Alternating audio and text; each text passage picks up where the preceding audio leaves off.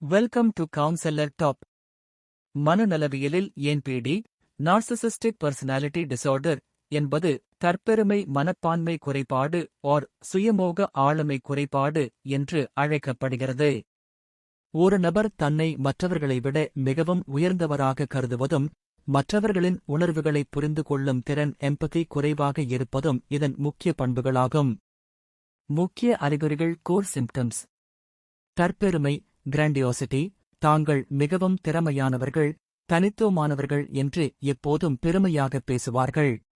அதிகார ஆசை, எல்லையற்ற வெற்றி, அதிகாரம், அழகு, சிறந்த காதல் பற்றிய கற்பனைகளில் மூழ்கியிருப்பார்கள். மற்றவர்கள் எப்போதும் தங்களை புகழ வேண்டும், பாராட்ட வேண்டும் என்று விரும்புவார்கள். தங்களுடைய சுய லாபத்திற்காக மற்றவர்களை இரக்கமின்றி பயன்படுத்திக் கொள்வார்கள். லேக் ஆஃப் எம்பதி, மற்றவர்களுடைய வலிய உணர்வுகளை புரிந்து கொள்ளும் தன்மை இவர்களிடம் இருக்காது. மற்றவர்கள் தங்களைக் கண்டு பொறாமைப்படுவதாக நினைப்பார்கள், அதே சமயம் மற்றவர்களின் வளர்ச்சியைக் கண்டு இவர்களும் பொறாமைப்படுவார்கள். உறவுகளில் ஏற்படும் சிக்கல்கள். நார்சிசிஸ்டிக் உள்ளவர்களுடன் பழகுவது மிகவும் சவாலானது. லவ் பாம்பிங், ஆரம்பத்தில் அதீத அன்பு காட்டி ஒருவரை தன் வசப்படுத்துதல். கேஸ்லைட்டிங், மற்றவர்களைக் குழப்பி அவர்கள் எடுக்கும் முடிவுகள் தவறு என்று நம்ப வைப்பது மனரீதியான கையாளுதல்.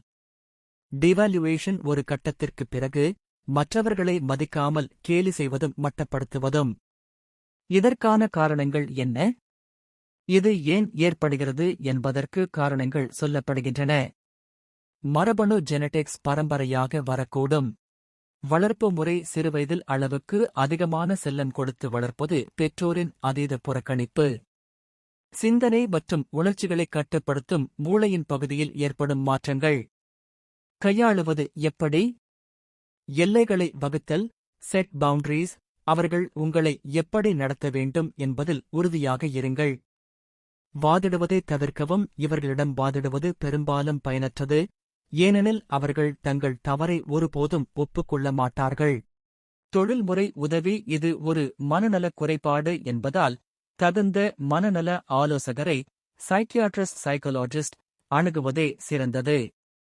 தேங்க்யூ.